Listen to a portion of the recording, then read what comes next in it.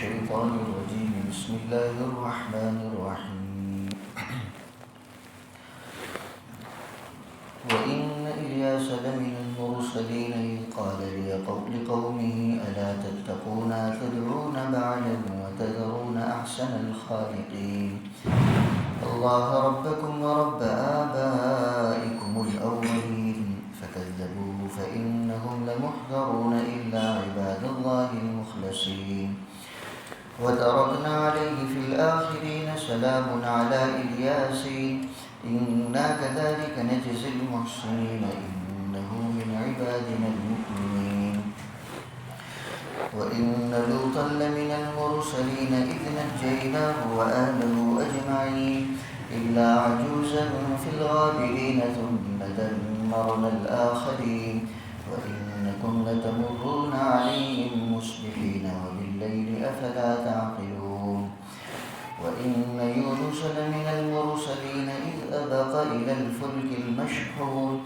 فساهم فكان من المدحضين فالتقمه الحوت وهو مليم فلولا أنه كان من المسبحين للبث في بطنه إلى يوم يبعثون فنبذناه بالعراء وهو سقيم وأنبتنا عليه شجرة من يقطين وأرسلناه إلى 100,000 أو يزيدون فآمنوا فمتعناهم إلى حين صدق الله العظيم. سورہ صافات میں اگلے انبیاء اور ان کی امتوں کا تذکرہ چل رہا ہے. 3 بلکہ 4 نبیوں کا تذکرہ ہو گیا. حضرت نوح علیہ السلام کا ان کی قوم کے ساتھ. نمبر 2 حضرت ابراہیم علیہ السلام کا، ان کے 2 قصے بیان کیے گئے تھے. نمبر 3 اور 4 حضرت موسیٰ اور حضرت ہارون علیہ السلام کا. ابھی جو آیتیں پڑھی گئی اس میں مزید 3 انبیاء کا اور ان کی قوموں کا مختصر تذکرہ باری تعالیٰ نے کیا ہے. پہلے حضرت الیاس علیہ السلام کا تذکرہ ہے، اس کے بعد حضرت لوط کا، اور اس کے بعد حضرت یونس کا. حضرت الیاس علیہ السلام کا تذکرہ قرآن کریم میں صرف 2 جگہ پر آیا ہے. ایک تو 7ویں پارے میں، وہاں تو صرف ان کا نام اللہ تعالیٰ نے ذکر کیا تھا، جہاں انبیاء کی فہرست اللہ تعالیٰ نے شمار کروائی. وَتِلْكَ حُجَّتُنَا آتَيْنَاهَا إِبْرَاهِيمَ عَلَىٰ قَوْمِهِ. اسی رکوع میں بہت سارے نبیوں کا تذکرہ ہے، اسی میں حضرت الیاس کا بھی تذکرہ ہے. اس کے علاوہ ان کے نام کے علاوہ اور کوئی تفصیلات اس جگہ پر نہیں آئی ہیں. یہاں اللہ تعالیٰ نے ان کا اور ان کی قوم کا تذکرہ تو کیا ہے، لیکن نہایت اختصار کے ساتھ. چنانچہ جو آیتیں اس سلسلے میں بیان کی گئی وہ یہ کہ حضرت الیاس بھی رسولوں میں سے ہیں، جبکہ انہوں نے اپنی قوم سے یوں کہا تھا کہ تم کفر اور شرک سے ڈرتے کیوں نہیں؟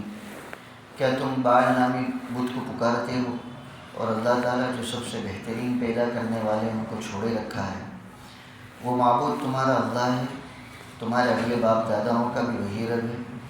لیکن قوم نے ان کی تکذیب کی تو ان کو آخرت کے عذاب میں پکڑا جائے گا.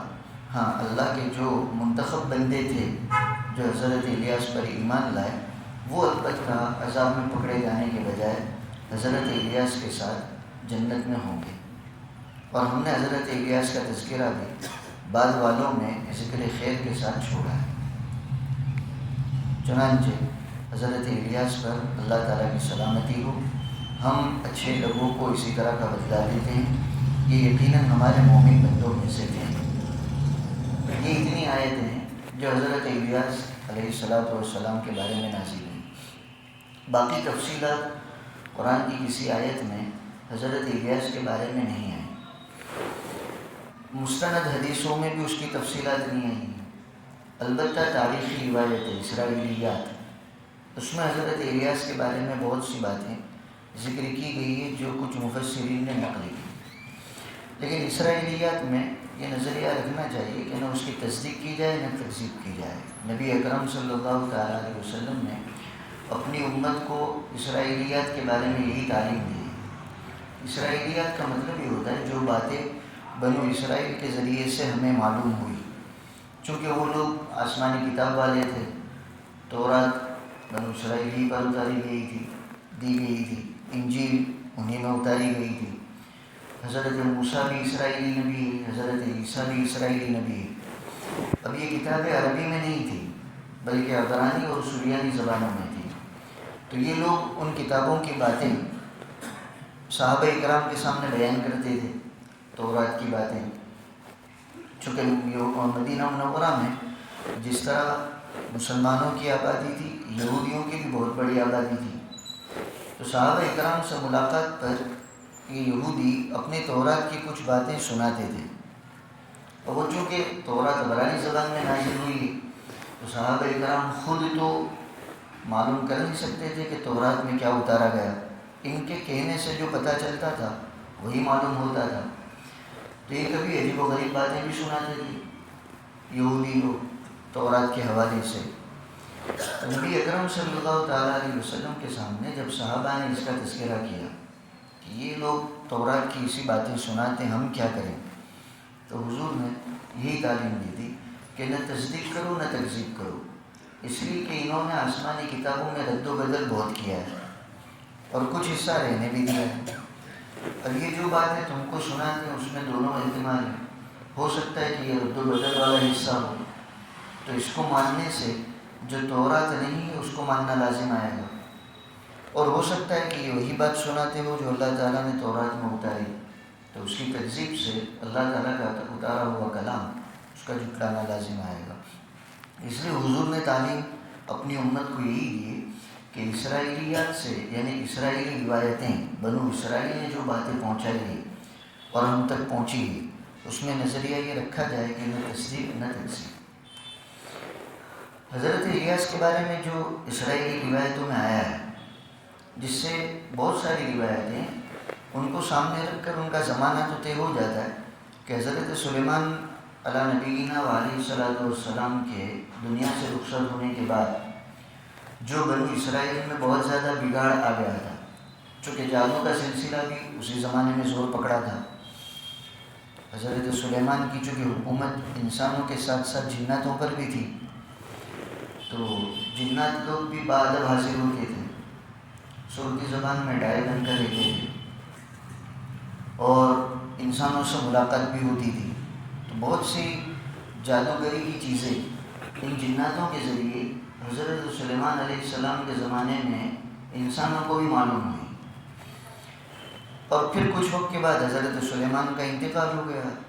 یہ جنات لوگ تو ویسے ہی آزاد قسم کے ہیں، فسادات ان کی طبیعت میں حیران کرنا، پریشان کرنا، چھیڑ چھاڑ کرنا اکثر شیاطین کی طبیعت میں، تو حضرت سلیمان کے دنیا سے رخصت ہونے کے بعد یہ پہلے جیسے آزاد تھے پھر آزادی ہو گئی، انہوں نے فساد پھیلانا شروع کیا، اور ان کے ذریعے سے بہت سے انسانوں نے جو جادوگری کا ہنر سیکھا تھا وہ اس کے ذریعے سے لوگوں کو پریشان کرنے لگے، تو مطلب یہ کہ بگاڑ بہت آ گیا حضرت سلیمان کے دنیا سے جانے کے بعد۔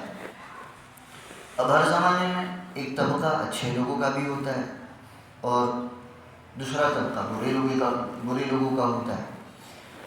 یہی صورتحال اس وقت بھی ہوئی کہ بنو اسرائیل میں کچھ لوگ تو وہ صحیح مذہب پر تھے، لیکن بہت بڑا طبقہ وہ بگڑ گیا تھا حضرت سلیمان کی دنیا سے جانے کے بعد، تو اللہ تعالیٰ نے کئی انبیاء اس کے بعد بھی بنو اسرائیل میں بھیجے۔ حضرت الیاس علیہ نبینا علیہ السلام کا زمانہ بھی یہی ہے، حضرت سلیمان کے بعد اور حضرت عیسیٰ علیہ السلام سے پہلے۔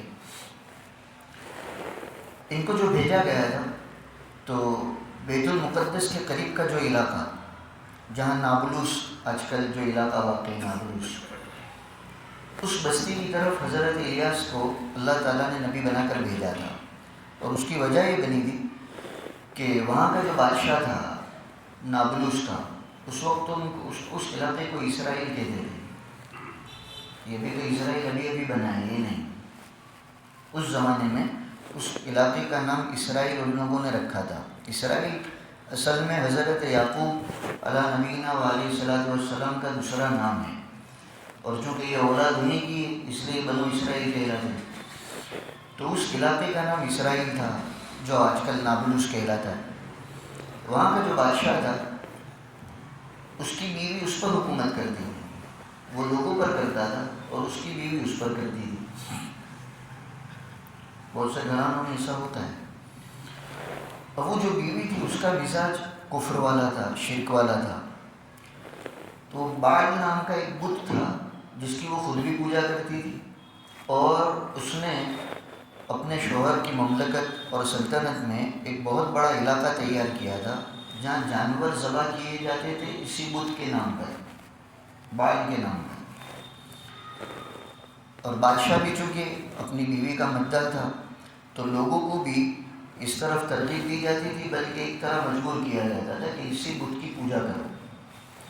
چنانچہ ہوا یہ کہ یہ وہ بنو اسرائیل جو در حقیقت انبیاء کی اولاد ہیں، جن میں اللہ تعالیٰ نے ہزاروں کی تعداد میں انبیاء کرام کو مبعوث کیا، بھیجا، لیکن یہ پوری آبادی تقریباً یہ بعل نامی بت کی پرستش میں لگ گئی، یعنی مشرک بن گئے۔ تو انہی سے یہ کفر اور شرک کو دور کرنے کے لیے اللہ تعالیٰ نے حضرت الیاس کو اس بستی کی طرف نبی بنا کر بھیجا، اسرائیل کو جو نابلس کہلاتا ہے۔ اب آگے ان کی محنت کا کیا اثر ہوا تو قرآن نے مختصراً اتنا تو بتلا دیا کہ انہوں نے جب اپنی قوم کو جا کر یوں کہا اتدعون بعلا وتذرون احسن الخالقین، کہ تم بعل نامی بت کو پوجتے ہو اور اللہ تعالیٰ جو سب سے عمدہ خالق ہے اس کو چھوڑے رکھا ہے۔ یہاں خالق بمانے بنانا، تو انسان بھی ویسے تو کچھ بنا لیتا ہے جوڑ جاڑ کر، اپنے وطن میں دیکھیے وہ بنائے جاتے ہیں بت لکڑی کے، پتھر کے۔ تو اس آیت کا مطلب یہ کہ دنیا کے لوگ جو بنانے کا کام کرتے تو کیا کرتے ہیں، کچھ اجزاء کو جوڑ کر ایک شکل تیار کریں، لیکن روح ڈالنا تو کسی کے بس میں نہیں ہے، نہ کوئی ڈال سکا ہے، نہ کوئی نے آج تک روح ڈال کر بتائی ہے۔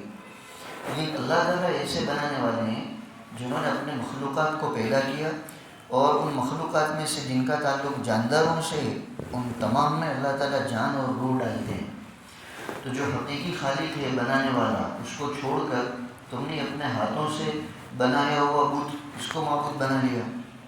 مطلب یہ کہ توحید کی دعوت دی اس برادری کو اور اس قوم کو، تو انہوں نے بجائے حضرت الیاس کی بات ماننے کے فکذبوہ، انہوں نے جھٹلایا۔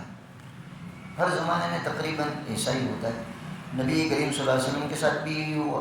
آپ نے بھی جب دین کی دعوت دی اکثر لوگوں نے تکذیب کی۔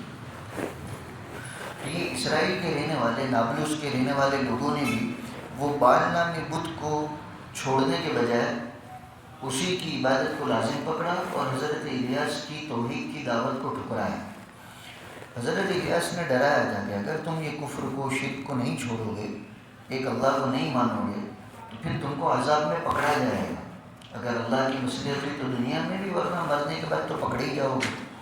لیکن انہوں نے اس کی کوئی پرواہ نہیں کی۔ اب آگے قرآن میں تو نہیں ہے، لیکن اسرائیلی روایتوں سے معلوم ہوتا ہے کہ انہوں نے بجائے حضرت الیاس کی بات ماننے کے ان کے خلاف سازشیں کرنا شروع کر دی، حتیٰ کہ قتل تک کی سازشیں کرنے لگے، چونکہ بادشاہ تو وہی تھا، بیوی کا غلام، اور یہ بیوی بڑی مداح تھی بعل نام بت کی۔ اس نے دیکھا کہ بھئی یہ تو ہمارے یہاں کے لوگوں کو اس بت سے ہٹا کر ایک اللہ کی عبادت کی دعوت دیتے ہیں، تو بہت پکی دشمن ہو گئی وہ، اور اس نے بادشاہ کو بھی اور لوگوں کو بھی تیار کیا کہ کسی طرح اس آدمی کا معاملہ ختم کیا جائے۔ دنیا میں یہی ہوتا ہے، طاقت ہوتی تو جو مخالف ہوتا ہے اس کو جڑ سے ختم کرنے کی کوشش کی جاتی ہے۔ تو تدبیریں شروع کر دی، سازشیں شروع کر دی حضرت الیاس کو ختم کرنے کی۔ تو نبی تھے، وحی کے ذریعے سے بتایا گیا۔ چنانچہ قریب کے علاقے میں جو غار تھا وہاں وہ روپوش ہو گئے۔ اللہ تعالیٰ نے ان کو قابو نہیں دیا، یہاں کے لوگوں کو، ان بستی والوں کو، کہ وہ ان کو پکڑ کر اپنا معاملہ اور قتل کا معاملہ کر سکیں، روپوش ہو گئے۔ اب روپوش ہونے کے بعد کیا ان کی اسی طرح وفات ہوئی جس طرح عام انسانوں کی دنیا میں ہوتی ہے؟ یہی کہ ان کو اللہ تعالیٰ نے زندہ آسمان پر اٹھا دیا. تو قرآن کی آیتوں میں اس کی کوئی وضاحت اور صراحت نہیں ہے. بعض روایتوں سے معلوم ہوتا ہے کہ اللہ تعالیٰ نے ان کو آسمان پر اٹھا لیا ہے. جس طرح حضرت عیسیٰ کو اللہ تعالیٰ نے آسمان پر اٹھایا ہے، اسی طرح حضرت الیاس کو بھی اٹھا لیا ہے. اور بعض روایتوں سے معلوم ہوتا ہے کہ آسمان پر تو نہیں اٹھایا، وہ زندہ ہے لیکن زمین پر ہے. چنانچہ در منصور جو امام سیوطی رحمۃ اللہ علیہ مشہور کتاب ہے، اس میں انہوں نے کعبہ احبار کے حوالے سے نقل کیا ہے کہ 4 انبیاء ابھی بھی زندہ ہیں. 2 آسمان پر ہیں اور 2 زمین پر ہیں. آسمان پر حضرت عیسیٰ اور دوسرے ایک نبی کا تذکرہ کیا ہے جن کے نام میں ابھی شک ہو گیا، اور 2 نبی زمین پر ہیں، حضرت الیاس اور حضرت خضر. دوسرے نبی حضرت ادریس ہیں.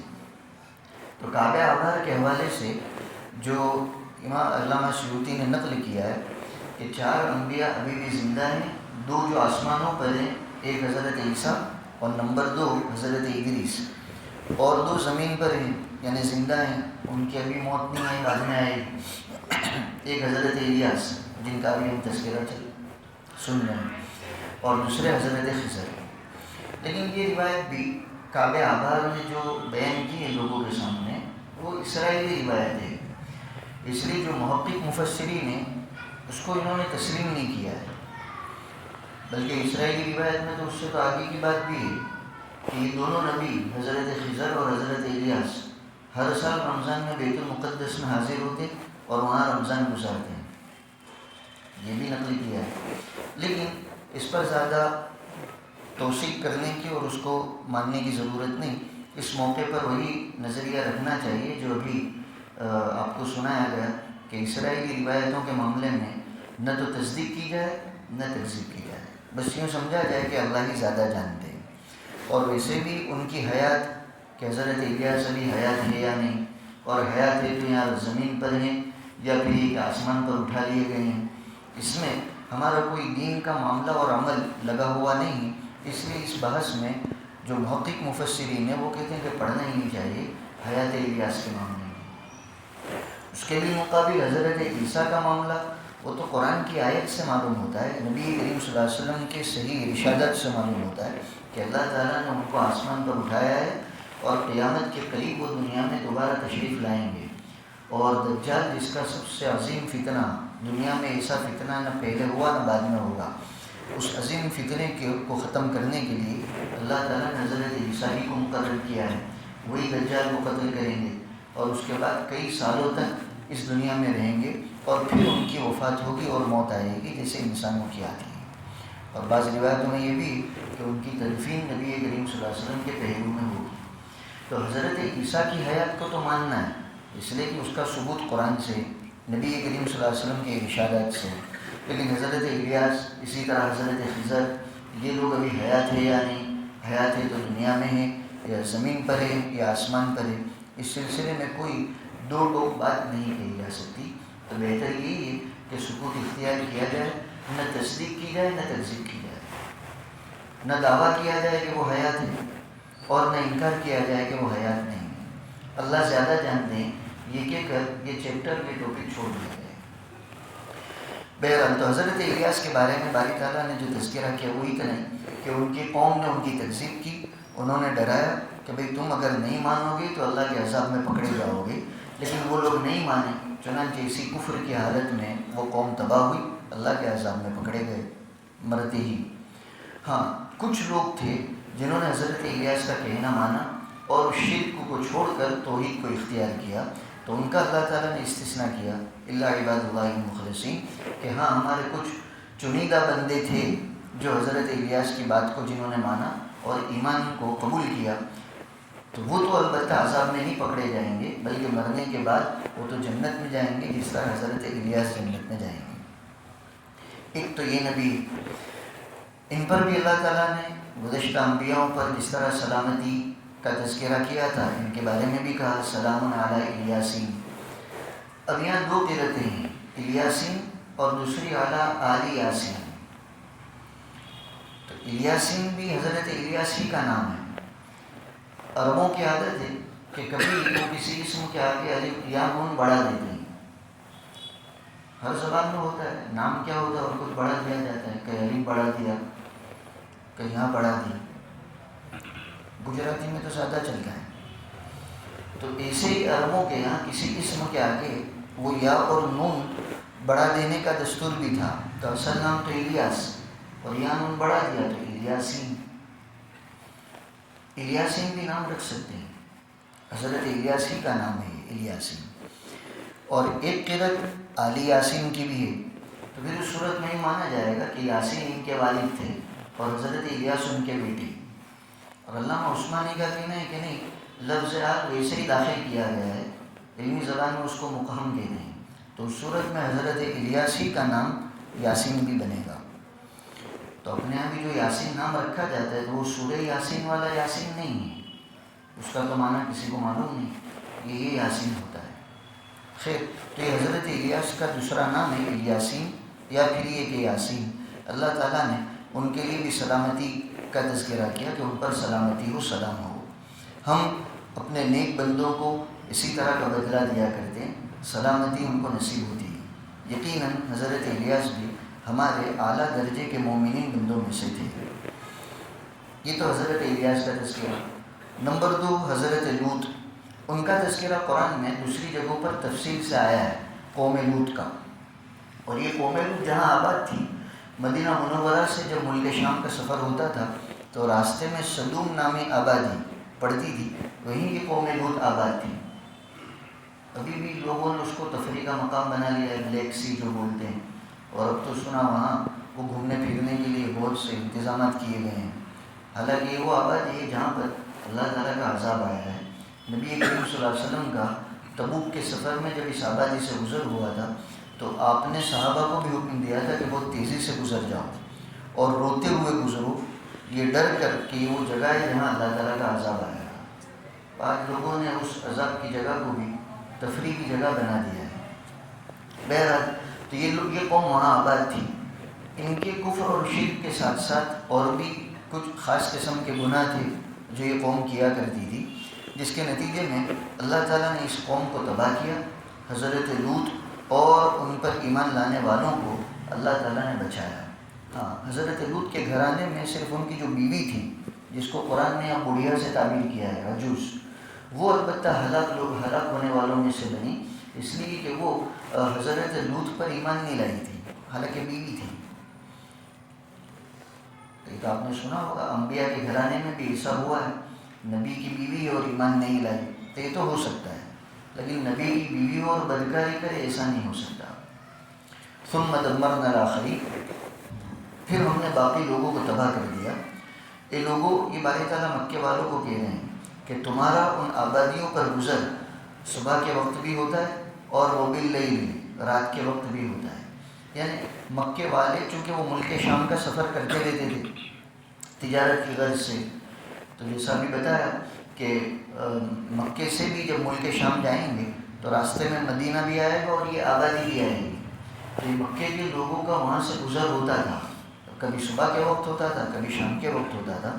اور یہ لوگ دیکھتے تھے تباہی کے نشانات نبی کریم صلی اللہ علیہ وسلم کے زمانے میں بھی تھے، حالانکہ قوم لوط کی تباہی تو صدیوں پہلے ہوئی تھی.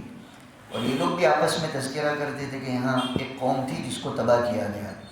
باری تعالیٰ فرماتے ہیں افلا تعقلون، صبح اور شام تمہارا کبھی وہاں سے گزر ہوتا ہے، تم خود تباہی کی نشانیوں کو، علامتوں کو اپنی آنکھوں سے دیکھتے ہو، پھر بھی نہیں سمجھتے ہو کہ یہ قوم تباہ کیوں ہوئی.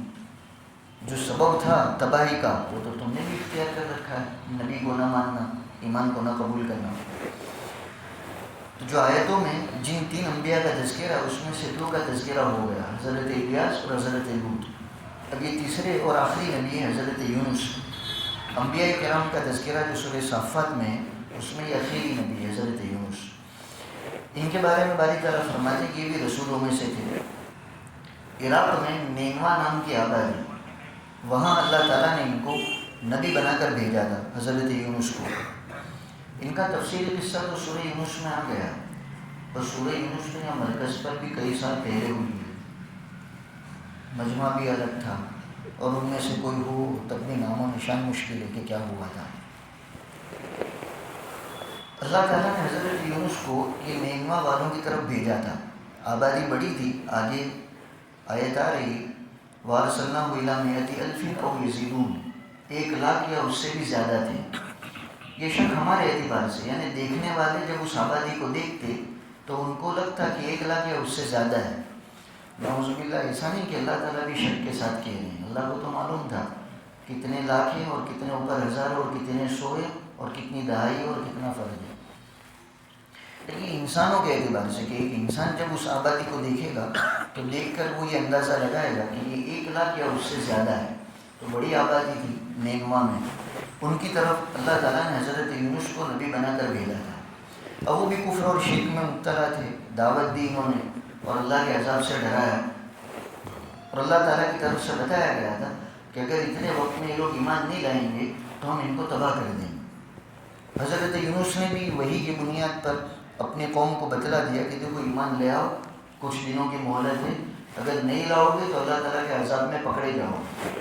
لیکن قوم نے توجہ نہیں دی، حتیٰ کہ کچھ علامتیں عذاب کی شروع ہوئی۔ حضرت یونس تو اس علامت کو دیکھ کر سمجھ گئے کہ اب اللہ کا عذاب آنے والا ہے، چنانچہ وہ اس آبادی سے نکل گئے حضرت یونس۔ اب قوم نے بھی جب دیکھا کہ یہ علامتیں نظر آ رہی ہیں تو فوراً احساس ہوا کہ تو کہیں وہ عذاب نہ آ جائے جس سے یونس ہم کو ڈرایا کرتے تھے، چلو ہم ان کے پاس جائے اور ایمان قبول کر لیں۔ اب حضرت یونس تو آبادی سے نکل چکے تھے، جب انہوں نے حضرت یونس کو علاقے میں نہیں پایا تو انہوں نے اللہ تعالیٰ کے سامنے عاجزی، گڑ گڑانا، رونا، معافی مانگنا شروع کیا کہ اے پروردگار، ہم اپنے گناہوں سے، کفر سے، شرک سے توبہ کرتے ہیں اور جس دین کی دعوت یونس دیتے تھے اس کو قبول کرتے ہیں، اجمالاً ایمان لے آئے۔ اب چونکہ عذاب ابھی آ نہیں گیا تھا اس لیے ان کا ایمان قبول ہو گیا۔ اب حضرت یونس آبادی چھوڑ کر جا چکے تھے، 3 دن کے بعد انہوں نے دیکھا کہ عذاب تو آیا نہیں، تو اب ان کو یہ ڈر ہوا کہ میری قوم اب اگر میں پہنچوں گا تو یہ خطرہ ہے کہ مجھے قتل کر دے گی، کہ لو تم تو کہتے تھے اتنے دنوں میں عذاب آ جائے گا، عذاب تو آیا نہیں۔ اب قوم نے توبہ کر لی، قوم نے اللہ تعالیٰ سے معافی مانگ لی، یہ حضرت یونس کو پتہ نہیں تھا۔ تو اللہ تعالیٰ کی طرف سے وحی کے ذریعے سے حکم کیا جائے اس سے پہلے اپنے طور سے انہوں نے فیصلہ کیا کہ اب مجھے قوم میں واپس نہیں جانا ہے ورنہ یہ لوگ مجھے ختم کر دیں گے۔ تو قوم کی طرف واپس آنے کے بجائے یہ آگے کی طرف بڑھے، اب آگے دریا کا سمندر تھا کہ میں دوسرے علاقے میں چلا جاؤں۔ یہ ان کی اجتہادی غلطی تھی کہ قوم میں واپس آنا چاہیے، آگے جانا چاہیے، اس سلسلے میں اللہ تعالیٰ کی طرف سے حکم نہیں آیا تھا، انہوں نے فیصلہ کر لیا تھا۔ اب اجتہادی غلطی ہو سکتی ہے لیکن انبیاء کا مقام چونکہ زیادہ بلند ہوتا ہے تو ذرا سی چوک ہو اس پر بھی اللہ تعالیٰ کی طرف سے وہ گرفت ہوتی ہے۔ چنانچہ حضرت یونس جب اپنے طور سے انہوں نے آگے کا سفر شروع کیا، دریا آیا، ٹھیک ہے، دریا پار کر کے اس دوسرے پار چلا جاؤں، تو کشتی بھری ہوئی تھی، یہ اس میں سوار ہو گئے دوسری طرف پار ہونے کے لیے۔ کشتی نے چلنا بھی شروع کیا، جب درمیان میں پہنچی تو انداز ہوا کہ وزن زیادہ ہے اور اگر کسی ایک آدمی کو نہیں نکالا گیا تو یہ کشتی ڈوب جائے گی، تو کسی ایک آدمی کو دریا میں ڈالنا پڑے گا تاکہ باقی لوگوں کی جان بچے۔ یہ کشتی والوں نے طے کیا۔ ابھی کوئی مزے کی چیز تو تھی نہیں کہ اعلان کون تیار ہے کہ انگلی اونچی کریں گے کہ ہم دریا میں جانے کے لیے تیار ہیں، ایسی بات تو تھی نہیں، اور کسی ایک کو ڈالنا ضروری بھی تھا کیونکہ اس کے بغیر باقی کشتی والوں کا بچنا بھی مشکل تھا۔ تو یہ تدبیر کی ہوئی کہ بھائی قرآن اندازی کی جائے، چٹھی ڈالی جائے اور قرے میں جس کا نام نکلے گا اس کو دریا میں ڈالا جائے گا کہ وہ ایک کی جان جائے، کم سے کم باقی تو بچ جائیں گے۔ چنانچہ سب کشتی والے اس پر آمادہ ہو گئے، تیار ہو گئے کہ بھائی کشتی میں قرآن اندازی میں جس کا نام نکلے گا اس کو دریا میں ڈال دیا جائے گا تاکہ باقی لوگ بچ جائیں۔ اب قرآن نے تو اتنا ہی بتایا، اذ ابق الی الفلک المشحون فساہم فکان من المدحضین، کشتی بھری ہوئی تھی، اللہ تعالیٰ نے ان کے جانے کو تعبیر بھی کیا ابقا سے، اس میں بھی ایک طرح کا عتاب ہے کہ وہ چلے گئے، نکل گئے، اور آگے جب دریا تھا تو ایک بھری ہوئی کشتی میں پہنچ گئے، وہ ڈوبنے لگی تو قرآن اندازی کی گئی فساہما، انہیں کا نام نکلا، حضرت یونس کا نام نکلا۔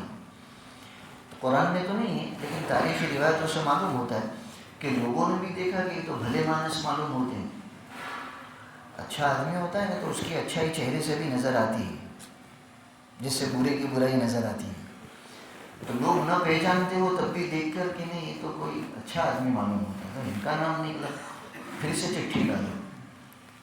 تو 2-3 مرتبہ متعدد مرتبہ جب قرآن اندازی ہوئی ہر مرتبہ ان کا نام نکلا، تب تو طے شدہ ہو گیا معاملہ کہ بھائی انہیں کو دریا میں ڈالنا ہے۔ چنانچہ حضرت یونس بھی تو تیار ہو گئے کہ قرآن میں انہیں کا نام نکلا ہے، دریا میں انہوں نے اپنے آپ کو ڈال دیا۔ اللہ تعالیٰ کی طرف سے نظام یہ تھا کہ ایک مچھلی فوراً وہاں تیار تھی، جیسے یہ دریا میں انہوں نے اپنے آپ کو ڈالا اس مچھلی نے ان کو نگل لیا۔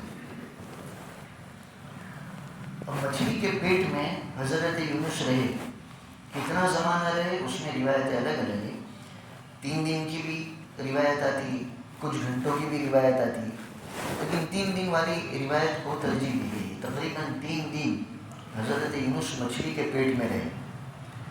اس سے بھی اللہ تعالیٰ کی قدرت آدمی اس کا اندازہ لگا سکتا ہے۔ بڑی مچھلی تو دریا کے تہہ میں رہے گی، اندر رہتی ہے، ویسے بھی دریا کے اندرون کا حصہ پورا کے پورا تاریک سیاہ ہوتا ہے، پھر مچھلی کے اندر تو سیاہی در سیاہی، تاریکی در تاریکی، اور آدمی کو تو ویسے آکسیجن کی ضرورت ہوتی ہے کہ وہ سانس لے سکے، نکال سکے، چھوٹا کمرہ ہو تو بھی وہ پریشان ہو جائے گا، یہ تو مچھلی کے پیٹ کے اندر۔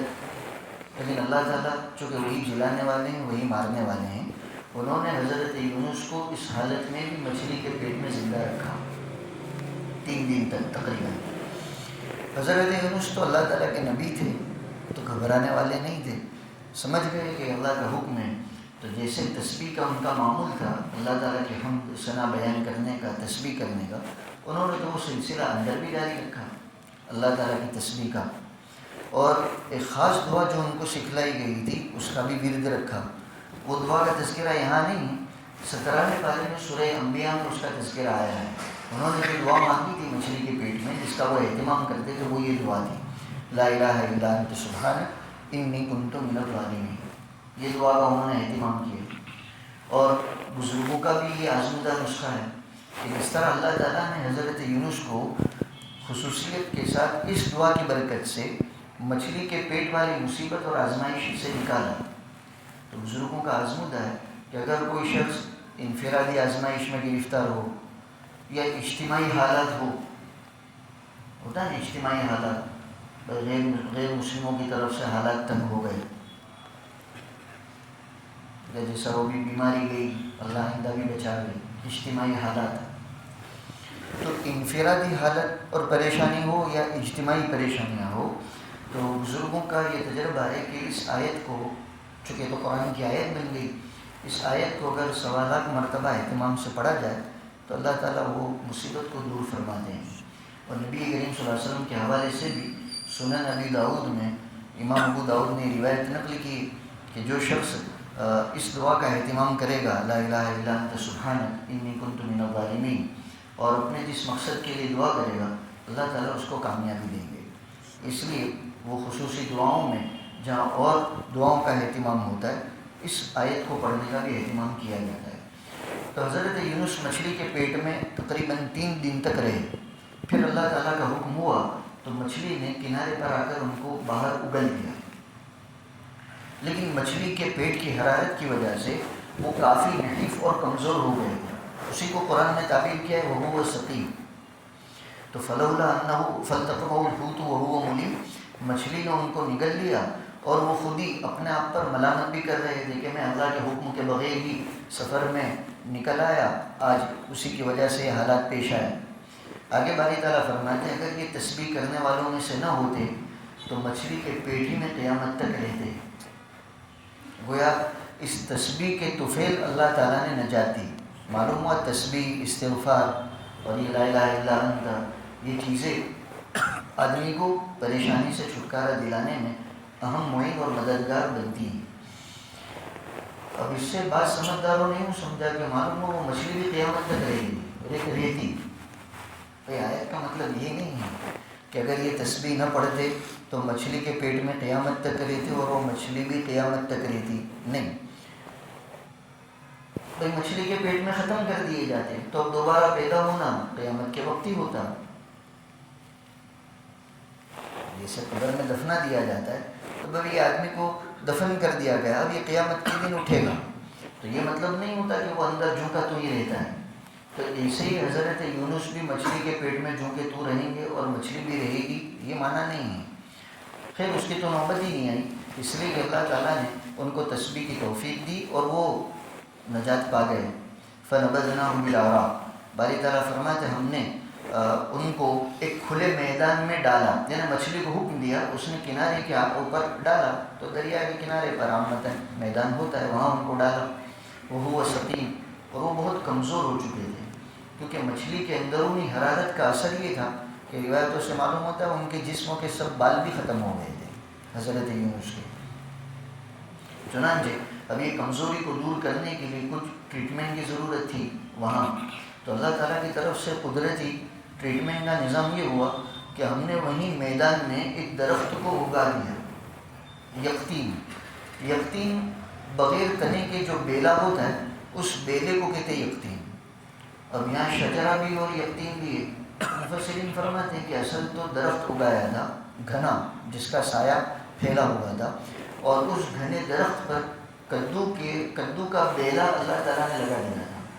یہ کدو کھاتے رہتے تھے حضرت یونس، اور ایک پہاڑی بکری اللہ تعالیٰ نے مقرر کر دی تھی، وہ روزانہ خود آتی تھی اور حضرت یونس اس کا دودھ پیتے تھے.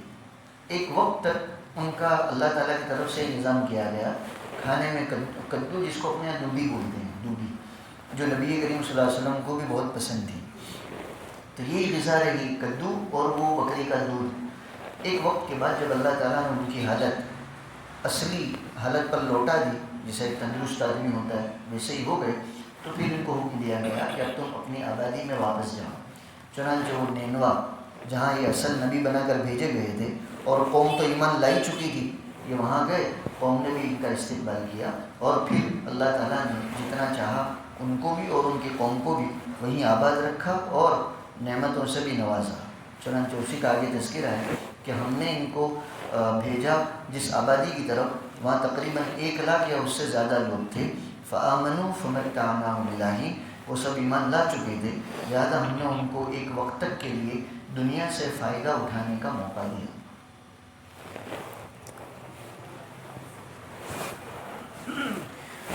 الحمد للہ رب العالمین والصلاة والسلام علی سید الانبیاء والمرسلین وعلی آلہ واصحابہ اجمعین. ربنا آتنا فی الدنیا حسنة وفی الآخرة حسنة وقنا عذاب النار. اللهم إنا نسألك من الخير كله عاجله وآجله ما علمنا منه وما لم نعلم، ونعوذ بك من الشر كله عاجله وآجله ما علمنا منه وما لم نعلم. اللهم إنا نسألك من خير ما سألك منه نبيك محمد صلى الله تعالى عليه وسلم، ونعوذ بك من شر ما استعاذك منه نبيك محمد صلى الله تعالى عليه وسلم، وأنت المستعان وعليك البلاغ ولا حول ولا قوة إلا بالله. اے اللہ تو ہمارے گناہوں کو معاف فرما، ہماری سیئات سے درگزر فرما، تیری رضا والی زندگی ہم سب کو نصیب فرما، تیری ناراضگی والی زندگی سے ہماری حفاظت فرما، اعمال صالحہ کا اہتمام ہمارے لیے آسان فرما، گناہوں سے بچنا بھی اے اللہ تو ہم سب کے لیے آسان فرما، نفس اور شیطان کی شرارتوں سے، ان کے بہکاوے میں آ جانے سے تو ہماری پوری حفاظت فرما، تو ہمیں اپنے موفق بندوں میں شامل فرما. اے اللہ تو ہمارے دلوں کی گندگیاں دور فرما، رضائل نفس سے خلاصی نصیب فرما، محاسن اخلاق سے مزین فرما، اصلاح نفس کی سعادت نصیب فرما، ہمارے دلوں کو اپنی یاد سے آباد فرما، دوام ذکر اور دوام طاعت کی نعمت سے نواز دے. حضرت نبی پاک صلی اللہ تعالیٰ علیہ وسلم سے سچی اور پکی محبت عطا فرما، آپ کی سنتوں کا اتباع نصیب فرما، اتباع سنت کو ہمارے لیے طبیعت ثانیہ بنا دے، سنتوں کے ساتھ زندگی گزارنا اور اسی کے ساتھ دنیا سے جانا مقدر فرما. اے اللہ تو ہمارے دلوں کی قساوتوں کو، تاریکیوں کو، انقباض و وحشتوں کو دور فرما، رقت، نور اور انشراح تام محض اپنے فضل اور کرم سے نصیب فرما۔ اے اللہ تو ہمیں، ہمارے ماتحتوں کو، تمام متعلقین کو صحت، قوت، عافیت اور سلامتی نصیب فرما، دنیا اور آخرت کی بھلائیوں سے، خوشیوں سے مالا مال فرما، دونوں جہاں کے فتنوں سے، آزمائشوں سے، پریشانیوں سے، بیماریوں سے، بالخصوص مہلک بیماریوں سے، اسپتالوں سے ہماری بھی اور تمام متعلقین کی پوری حفاظت فرما۔ اے اللہ ہمارے رزق اور روزی میں برکت اور وسعت عطا فرما، ہمیں تو اپنے سوا کبھی بھی کسی کا محتاج اور دستنگر نہ بنا، مخلوق کی محتاجگی سے اے اللہ تو زندگی کے آخری سانس تک ہماری پوری حفاظت فرما، تو ہمارے رزق کو ہمارے لیے، ہمارے ماتحتوں کے لیے کفایت اور کفالت کا ذریعہ بنا، تو ہمیں اپنے دینے والے بندوں میں سے بنا، اے اللہ لینے والوں میں سے نہ بنا، تمام پریشان حالوں کی پریشانیاں دور فرما، حاجت مندوں کی حاجتوں کو پورا فرما۔ اے اللہ تیرے دین کا کام جہاں کہیں بھی جن شکلوں میں ہو رہا ہے، انفرادی شکل میں ہو، اجتماعی شکل میں ہو، جماعتوں کی شکل میں ہو، جمعیتوں کی شکل میں ہو، تمام کاموں کو، کام کرنے والوں کو بے انتہا قبول فرما، ہر طرح کے شر سے، آزمائشوں سے، حکومت کی سازشوں سے اے اللہ تو پوری حفاظت فرما، ہم تمام کو بھی، ہمارے خاندانوں کو، آنے والی نسلوں کو اے اللہ تو اپنے پاکیزہ دین کے لیے، علم دین کے لیے، اس کی حفاظت، اشاعت اور خدمت کے لیے بے انتہا قبول فرما۔ اے اللہ یہاں تیرے جتنے بھی بندے موجود ہیں اور اس مجلس میں تیرے جتنے بھی بندے اور بندیاں شریک ہیں، تمام کی دلی حاجتوں کو، جائز مرادوں کو پورا فرما۔ حضرت نبی پاک صلی اللہ تعالیٰ علیہ وسلم نے اور تیرے نیک بندوں نے تجھ سے جتنی بھی خیر اور بھلائیاں مانگی ہے، ہمیں اور پوری امت کو عطا فرما، اور جتنے شرور اور فتن سے پناہ مانگی ہے اس سے ہماری اور پوری امت کی حفاظت فرما، ہماری دعاؤں کو محض اپنے فضل سے حضرت نبی اکرم صلی اللہ تعالیٰ علیہ وسلم کے صدقے اور طفیل میں قبول فرما۔ سبحان ربک رب العزت عما یصفون وسلام علی المرسلین، الحمد للہ رب العالمین۔